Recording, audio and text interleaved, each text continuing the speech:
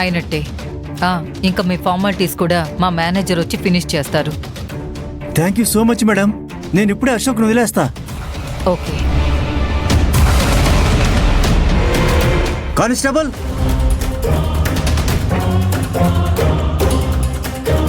Lock open చేయి. పోరా.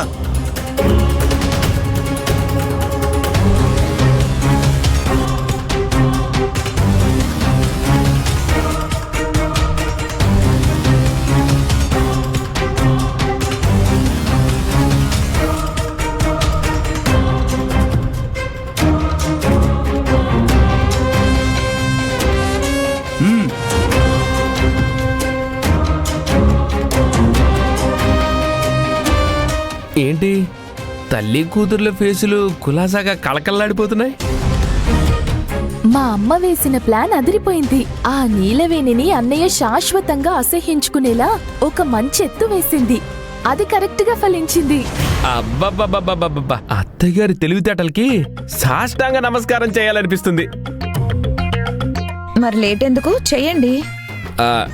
సాష్టాంగ నమస్కారం చెయ్యాలనే ఉంది, కానీ ఇప్పుడు అష్ట కష్టాలు పడి నడుము వంచి మెడ వంచి అంత పెద్ద సాహసం చేయడం ఎందుకు అని ఆలోచిస్తున్నాను. ఈ మాత్రం దానికి అంత పెద్ద డైలాగులు వేయడం ఎందుకో. ఇంతకీ అక్కడ పోలీస్ స్టేషన్లో ఏం జరిగింది? పాపం అశోక్ గారిని పోలీసులు మక్కిలరకు కొట్టేశారు. అక్కడ వాళ్ళు మక్కెలు విరగ్గొట్టారు కాబట్టి ఇక్కడ జ్యోతి మనసు కరగ్గొట్టాం. లేకపోతే పని అయ్యేదే కాదు. ఓహో, అక్కడ అశోక్ అడ్డం పెట్టుకుని ఇక్కడ జ్యోతిని ఆయుధంగా వాడారన్నమాట. అవునండి, నీలవేణి శాశ్వతంగా ఇల్లొదిలి వెళ్ళిపోయిందనే సంగతి మనం చెప్తే ఎలాగో మా తమ్ముడు వినడం లేదు కదా, అందుకే ఆ జ్యోతి చేత చెప్పించాం. అసలు అత్తయ్య గారి బుర్ర మామూలు బుర్ర కాదు, మ్యూజియంలో పెట్టాల్సిన బుర్ర. ఆ బుర్రలో ఎన్ని చావు తెలివితేటలో. అసలు నన్ను ఆఫీస్కి వెళ్ళమండం ఏంటి, అక్కడ అశోక్కి 10 లక్షలు ఇవ్వమండం ఏంటి, అశోక్ పోలీసులకి చిక్కేలా చేయడం ఏంటి, అశోక్ని అడ్డం పెట్టుకుని జ్యోతిని వాడుకోవడం ఏంటి? అసలు ఏంటి అత్తయ్య గారు, మీ బుర్రలో నరాలు ఇంత షార్ప్గా పనిచేస్తున్నాయి? మాకెవరికీ లేని దురాలోచనలన్నీ మీకే ఎలా పుడుతూ ఉంటాయి? అవి దురాలోచనలు కావు, దూరమైన ఆలోచనలు, మనకి పనికొచ్చే ఆలోచనలు. ఓ, అది సరే అమ్మా, మరి మనం నెక్స్ట్ వెయ్యబోయే స్టెప్ ఏంటి? ఏముంది, ఆ నీలవేణిని నేరుగా తీసుకెళ్ళి వాళ్ళ ఇంట్లో దింపేయడమే. భలేదానివే, ఊరందరికీ భోజనాలు పెట్టి ఇంట్లో వాళ్ళు మాత్రం పస్తులున్నారన్నట్టు ఇంత పెద్ద ప్లాన్ వేసి ఆఖరికి ఇలాంటి చెత్త ఐడియాతో మళ్ళీ తారక్ని నీలవేణిని కలుపుదాం అనుకుంటున్నావా? అదేంటి అంత మాట అనేశారు? మరి లేకపోతే నీలవేణిని వాళ్ళ ఇంట్లోనే దింపితే రేపు మామయ్య గారో తారక్కో వెళ్ళి మళ్ళీ నీలవేణిని తెచ్చుకుంటారు. ఇంకా అత్తయ్య గారు ఇంత కష్టపడి చేసిన కుట్ర ఫలితం లేకుండా పోతుంది. అవును, దాన్ని వాళ్ళ పుట్టింట్లో దింపడం వల్ల ఎలాంటి ప్రయోజనం ఉండదు. మరి ఏం చేద్దామమ్మా?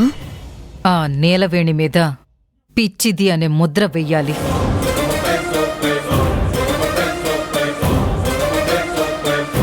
దాని పిచ్చితనంతో మామూలు మనుషుల మధ్య బతికే అవకాశం లేదు అని జనాన్ని నమ్మించాలి.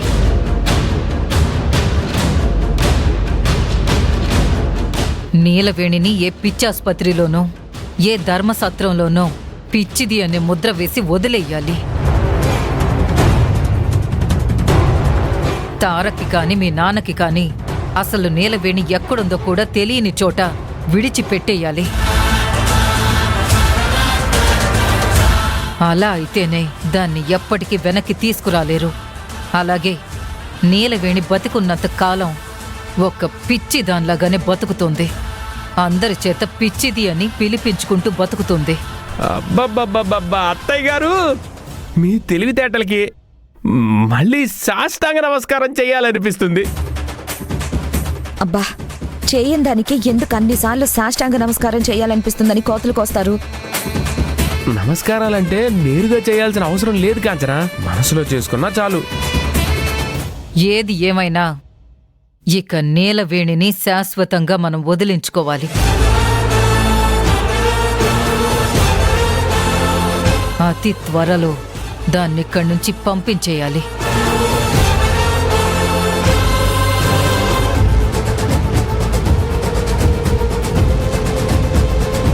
దానికి కావాల్సిన పథక రచన మొదలు పెట్టాను.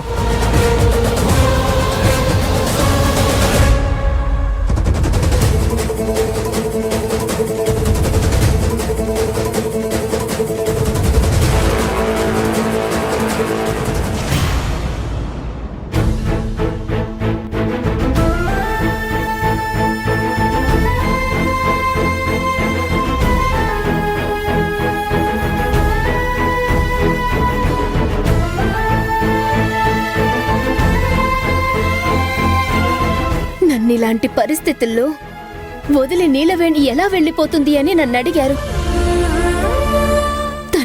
తనదలా అర్ధాంతరంగా వదిలి వెళ్ళిపోయే వ్యక్తిత్వం కాదు అని చెప్పారు. తారక్ సార్, ఈ క్షణంలో నేను మీ పక్కన ఉండాలని మీరు ఎంతగా కోరుకుంటున్నారో నాకు అర్థమవుతుంది. ఈ సమయంలో నా ప్రేమ మీకు అవసరం, నా సేవ మీకు అవసరం. మిమ్మల్ని నేను కంటికి రెప్పలా చూసుకోవడం అవసరం.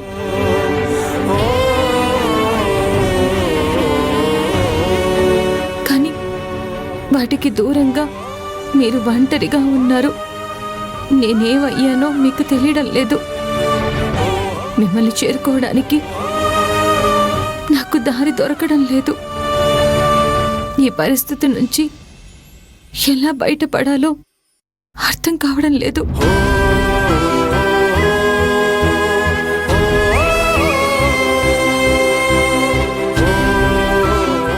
ఏదో ఒక దుష్ట శక్తి ఈ సమీపంలోనే ఉందమ్మా. నిన్ను నీ భర్తని వేరు చేయడానికి ప్రయత్నిస్తోంది. ఇది నా మాట కాదయ్యా, ఆ కొండదేవర పలుకు, ఆ అమ్మవారి పలుకు. ఇది ఖచ్చితంగా అయ్యే తీరుతుంది. మా ఇద్దరి మధ్య ఎడబాటు వస్తుందని ఆ జంగమదేవరు చెప్పింది దేని గురించేనేమో.